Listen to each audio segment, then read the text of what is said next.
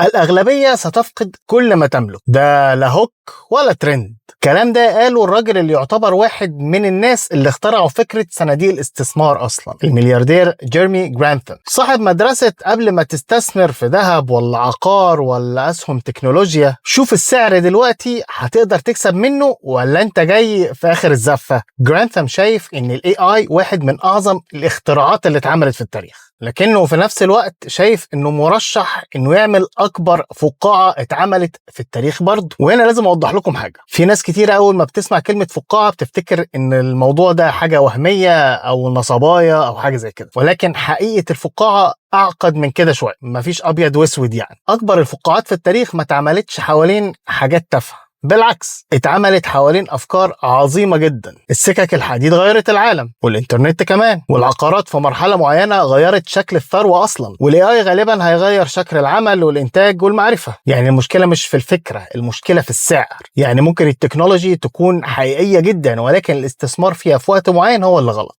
الفقاعات في الغالب بتحصل لما 3 حاجات بتجتمع مع بعض: فكرة عظيمة وواضحة، حاجة كده الناس كلها تتفق ان دي هتغير العالم زي الاي مثلا، هيغير التعليم، البرمجة، السوق، الطب، المحاسبة وحتى الفن. تاني حاجة ان يكون في سيولة ضخمة، فلوس داخلة بسرعة تستثمر، صناديق استثمار، افراد، مستثمرين وشركات تكنولوجي وحتى المؤثرين، وكله خايف ان هو يفوت الفرصة. تالت حاجة بقى ان القصة المحبوكة عن الحاجة اللي احنا بنستثمر فيها تكون اكبر بكتير جدا من الارقام الحقيقية. زي مثلا لما نيجي نقول ان الشركة بالفعل بتخسر ولكن المستقبل قدامها هتكسب فيه كتير. التقييم عالي بس الشركة دي مش شركة عادية زي سويس اكس. السعر مبالغ فيه بس الموجة لسه في اولها زي كل شركات الاي. مع ان الكلام ده ممكن يكون صح جزئيا على فكرة، ولكن السوق بيعمل حاجة خبيثة، بياخد الجزء الصح من القصة ويقعد ينفخ فيه لحد ما يبقى فقاعة كبيرة جدا. نرجع بقى لجرانثام اللي بيقول لك ان الاي ممكن يكون واحد من اكبر الثورات اللي حصلت في ال 200 سنة اللي فاتوا، لكنه شايف ان السوق الامريكي المرتبط بالذكاء الاصطناعي خصوصا اسهم التكنولوجي وصل لمرحلة تسعير خطيرة جدا. مؤشر شيلر كاب، وده من اشهر مؤشرات السوق الامريكي على المدى الطويل، كان فوق ال40 في يونيو 26، ودي منطقة تاريخية مرتفعة جدا. بس هل ده معناه بقى ان الانهيار هيحصل بكرة؟ لا طبعا، وده الفرق ما بين التفكير الناضج والتفكير بتاع التخويف اللي عايز يعمل ريتش. الفقاعة ممكن تستمر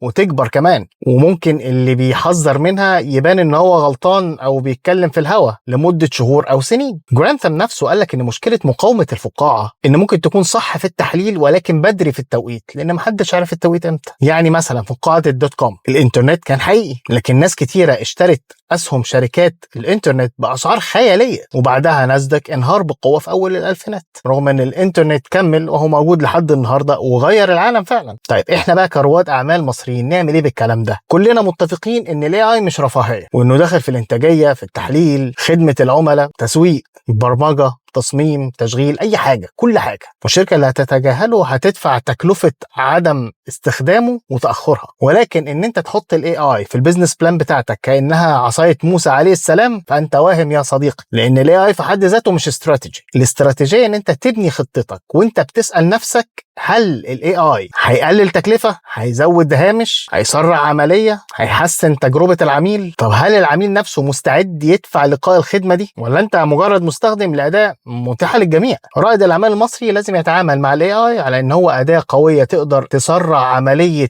ربحك وانتاجيتك، مش كحاجة كده زينة تحطها في البراند بتاعك او مغناطيس للتمويل. ولو انت شركة ناشئة وبتدور على تمويل دلوقتي، الحق جمع تمويلك والسوق متحمس للاي، لان وقت الأزمة المستثمر مش هيدور على الحلم بتاع المستقبل، ده بيدور على التحوط وانه ينجو بفلوسه. طب انت بقى لو مستثمر مصري تعمل ايه؟ افصل ما بين الاصل القوي والسعر المناسب. يعني ده ممكن يكون تحوط ممتاز لكن مش باي سعر. العقار ممكن يكون مخزن قيمه بس مش في اي مكان وباي مقدم وباي قسط. الدولار ممكن يحميك من تاكل العمله لكنه لوحده مش هيعمل لك ثروه. فبدل ما تسال اشتري ايه، اسال انا بدفع كام قدام ايه. اخر حاجه بقى، خليك فاهم ان المستشارين والمؤسسات الكبيره نادرا ما هيقولوا لك اخرج من السوق، مش عشان هم اشرار وبيتامروا عليك، لكن هو نموذج عملهم ما بيحبش التشاؤم. التفاؤل بيبيع والتحذير في الغالب بيلاقي الناس. وجرانثام قالها بوضوح، المؤسسات الكبيره غالبا مش هتنصحك بالخروج وانت في القمه، لان ده طبيعي ضد مصلحتها التجاريه. فمن الاخر يعني في لحظات الفقاعه ما تستناش حد ينقذك، لا بنك ولا سمسار ولا صاحبك اللي اشترى والسعر رخيص. انت اللي محتاج تفكر، مش علشان تبقى متشائم ولكن عشان تبقى فاهم.